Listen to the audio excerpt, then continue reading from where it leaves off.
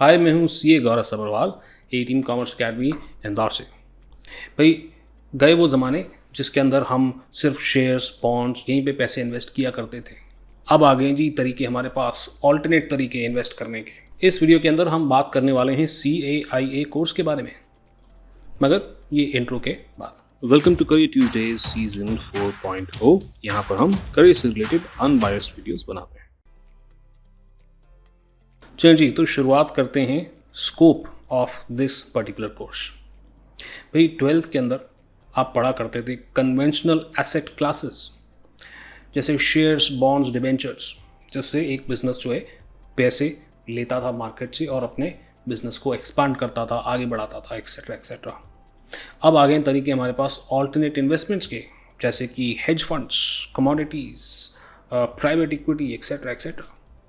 भाई, आए हुए बहुत समय हो चुका है वैसे तो, बट फिजिकल ईयर 2021 और 2022 के अंदर काफ़ी सारे इंडियन स्टार्टअप्स शुरू हैं जिन्होंने एक टोटल ऑफ $38 बिलियन का फंड्स रेज करे हैं और इसके अंदर 1625 ट्रांजैक्शंस करे हैं और इसके अंदर कोई भी पैसा शेयर्स, हेज फंड्स और कमोडिटीज़ के थ्रू उन्होंने रेज नहीं किया है।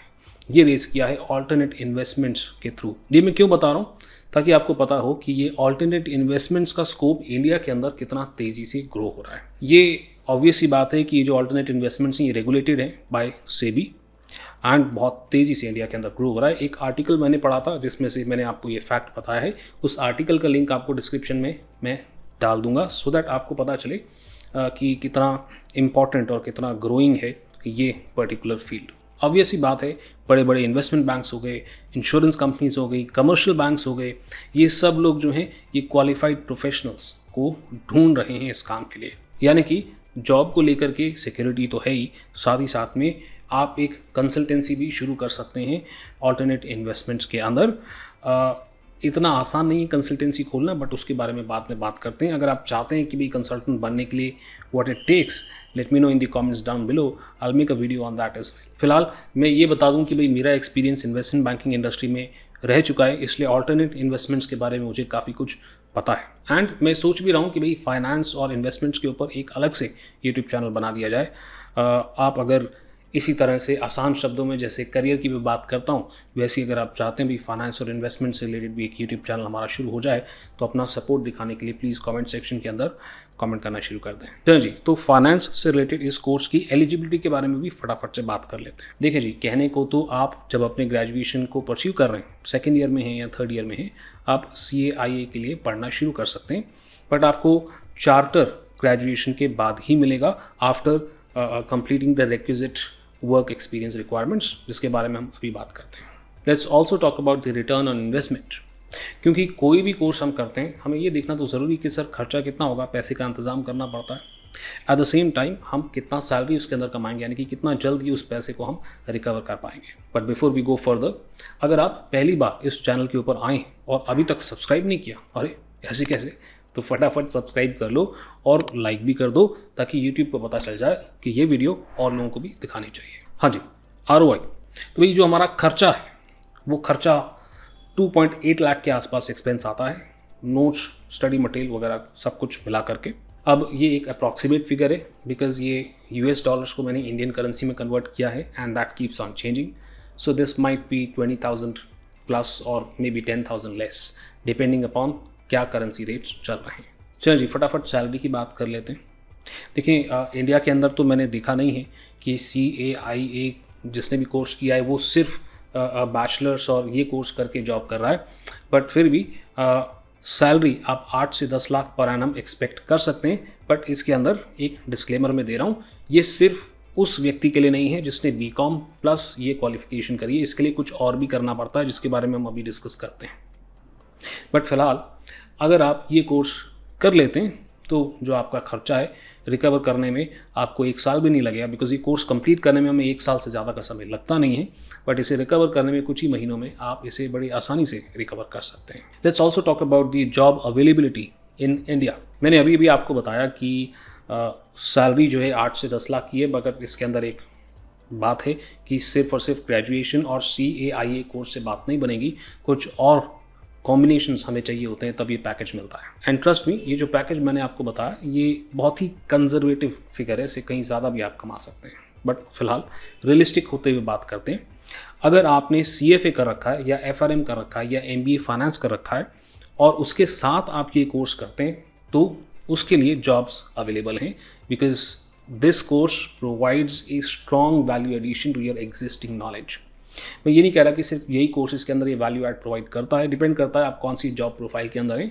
अगर आप किसी इन्वेस्टमेंट बैंक के अंदर काम कर रहे हैं या फिर इंश्योरेंस का फंड मैनेजमेंट कर रहे हैं तो this course is always going to help you, even if you started as a chartered accountant और ACCA और CPA। बट फिलहाल ये 3 फाइनेंस कोर्सेज की मैं बात कर रहा हूँ। मैं जब अपनी रिसर्च कर रहा था तो मुझे पता चला कि मैक्सिमम जॉब्स जो आपको इस कोर्स के बाद मिल सकते हैं that is in Mumbai, followed by Bangalore and new Delhi. Now obviously मैं पूरी रिसर्च का कंक्लूजन तो यहाँ आपको दे नहीं सकता। अगर आप चाहते हैं कि मैं एक डिटेल रिसर्च कर दूँ कि इस कोर्स का जॉब्स का क्या स्टेटस है तो लेट मी नो इन दी कमेंट्स डाउन बिलो, मैं एक रिसर्च करके प्रॉपर वीडियो बना दूँगा। बट फिलहाल आगे बढ़ते हैं अपने अगले पॉइंट की तरफ। तो एग्ज़ाम के अंदर सबसे पहली बात तो मैं आपको बता दूँ, कंप्यूटर बेस्ड एग्जाम्स होते हैं। 2 लेवल इसके अंदर होते हैं, हर लेवल के अंदर आपको 200 मार्क्स का पेपर आता है। 4 घंटे आपको मिलते हैं इन्हें सॉल्व करने के लिए। लेवल 1 के अंदर आपको MCQ क्वेश्चंस पूछे जाते हैं सारे के सारे। लेवल 2 के अंदर आपको 50% MCQ और 50% डिस्क्रिप्टिव या ऐसे बेस्ड क्वेश्चंस पूछे जाते हैं। एग्ज़ाम देने के 1 महीने के अंदर अंदर आपको आपका रिजल्ट जो है वो मिल जाएगा। एक बात मुझे बड़ी मज़ेदार लगती है इसके अंदर, वो आपको ये नहीं बताते कि कितना परसेंटेज रिजल्ट आया आपका या कितना स्कोर आया है। वो ये बताएंगे कि as compared to other students आपने अलग अलग सेक्शंस ऑफ द एग्ज़ाम्स के अंदर कैसे परफॉर्म किया है। बट सर हमें ये तो जानना ज़रूरी है कि पास होने के लिए कितना % आना चाहिए। सो एक एस्टिमेट फिगर मैं बता रहा हूँ। वो कहते हैं जी अगर आप 70% के आसपास स्कोर लाने में कामयाब हो जाते हैं तो चांसेस कि आप पास हो जाएं काफ़ी तगड़े हो जाते हैं आपके। तो ऑब्वियसली आप जब एग्ज़ाम दे कर के आओगे तो आपको एस्टिमेट करना होगा कि आपने 70% या उसके आसपास स्कोर किया है कि नहीं किया है, बिकॉज स्कोर तो हमें इमीडिएटली तो मिलेगा नहीं, 1 महीने बाद मिलेगा। और उसके अंदर भी कितना % आपने स्कोर किया है वो ये नहीं बताएंगे आपको। ये आपको अंदाज़ा लगाना होगा कि इतना % हमारा करेक्ट है कि नहीं। एग्ज़ाम्स साल में 2 बार सितंबर और मार्च में कंडक्ट होते हैं। At the same time India के अंदर तकरीबन 30 एग्जामिनेशन सेंटर्स हैं जब मैं चेक कर रहा था। बट आप अगर घर बैठ के यानी कि रिमोट एग्जामिनेशन देना चाहते हैं तो वो फैसिलिटी भी यहाँ पर अवेलेबल है। सर जी ये तो बात होगी नौकरी की। सर हम नौकरी नहीं करना चाहते, हम बनना चाहते हैं कंसल्टेंट। तो भैया कंसल्टेंट बनना चाहते हैं तो ऑब्वियसली मार्केट के अंदर बहुत स्कोप है, मार्केट बहुत तेज़ी से ग्रो कर रही है। आपके प्रोस्पेक्टिव क्लाइंट्स हो सकते हैं हाई नेटवर्क इंडिविजुअल्स। ये वो लोग होते हैं जिनके पास अतः पैसा होता है, 200 करोड़ 300 करोड़ ऐसे ही फालतू पड़े होते हैं और वो आपको कहते हैं पैसा इन्वेस्ट करने के लिए, right. So these are HNI clients. HNI clients आपको मिले आसान नहीं है, आपको काफ़ी समय काम करना होता है, रेपुटेशन बिल्ड करनी होती है, अच्छा नेटवर्क बिल्ड करना होता है, उसके बाद कहीं जाकर मिलते हैं HNI क्लाइंट्स। या फिर आपको ऐसी कंपनीज प्रोस्पेक्टिव क्लाइंट्स मिल सकते हैं जो स्मॉल साइज कंपनी है या मिड साइज कंपनी है, जिनको एक्सपोर्ट वगैरह काफ़ी करना पड़ता है, उन्हें भी ऑल्टरनेट इन्वेस्टमेंट्स की ज़रूरत होती है, या फिर इवन स्टार्टअप्स को। आप ये जान करके सरप्राइज हो जाएंगे कि मई 2022 तक कुल 900 फर्म्स ऐसी हैं जो इस तरह की सर्विसेज प्रोवाइड कर रही हैं, और ये फिगर 2025 तक एक्सपोनेंशियली बढ़ने वाला है। यानी कि मुश्किल तो है अगर काम किया जा सकता है एज अ कंसल्टेंट। चलिए सर अगली बात करें, ये बता दें कितना डिफ़िकल्ट है। ये जानने के लिए हम सक्सेस रेट देख लेते हैं। सो लेवल 1 का सक्सेस रेट जो है वो तकरीबन 60 to 66% के आसपास रेंज करता है और लेवल 2 का 58% के आसपास है। So this gives us a fair idea कि डिफ़िकल्ट है तो सही बट मेहनत करके क्लियर किया जा सकता है। ऑब्वियसली बात है हर प्रोफेशनल क्वालिफिकेशन की तरह यहाँ पर भी आपको प्रैक्टिकल एक्सपीरियंस की रिक्वायरमेंट होती है, उसके बाद ही आपको चार्टर मिलता है। तो यहाँ पर अगर आप एक ग्रेजुएट हैं तो 1 साल का रेलेवेंट वर्क एक्सपीरियंस गेन करने के बाद आपको CAIA का चार्टर मिल जाएगा।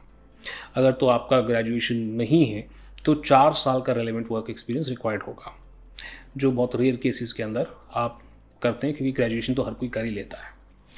तीसरा जो यहाँ पर क्राइटेरिया है वो है कि आपने अगर CFA कर रखा है और उसके बाद आप CAIA करने जा रहे हैं, सो CFA करना काफ़ी है, राइट, बट CFA का चार्टर आपके पास होना चाहिए। So you automatically meet the experience criteria. तो जी जो कॉस्ट मैंने आपको बताई थी ना 2,80,000 की, उस कॉस्ट के अंदर मैंने मेंबरशिप की कॉस्ट इंक्लूड नहीं करी थी। मेंबरशिप के लिए आपको अलग से $350 के आसपास स्पेंड करना पड़ता है, जो तकरीबन 28,000 के आसपास है आज की डेट में, और एक्सचेंज रेट पे डिपेंड करता है। चलिए जी, तो आते हैं फाइनल वर्डिक्ट पे।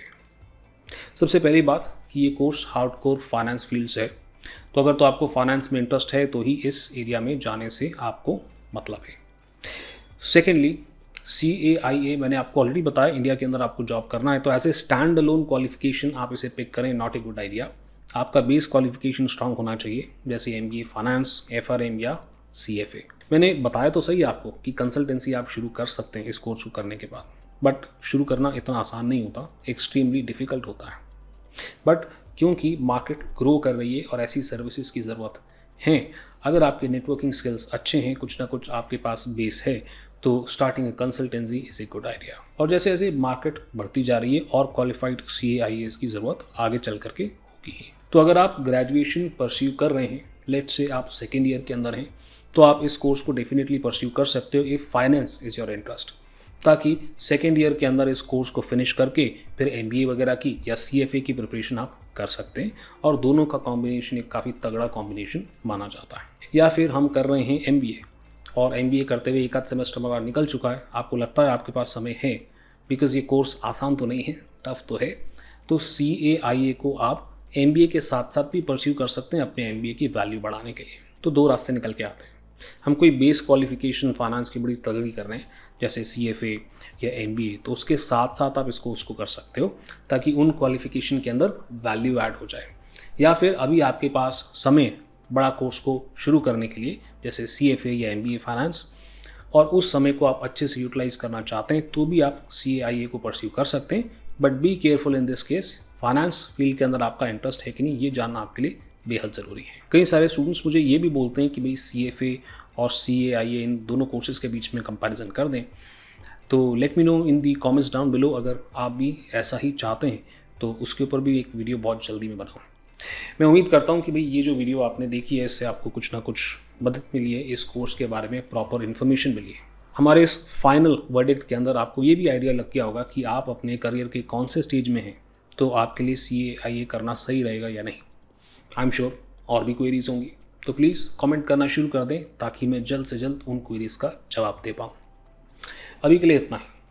चैनल को सब्सक्राइब नहीं किया, करेक्ट, सब्सक्राइब कर लेना है, और वीडियो को बिल्कुल सही लाइक भी कर देना है। मिलते हैं अगली वीडियो में।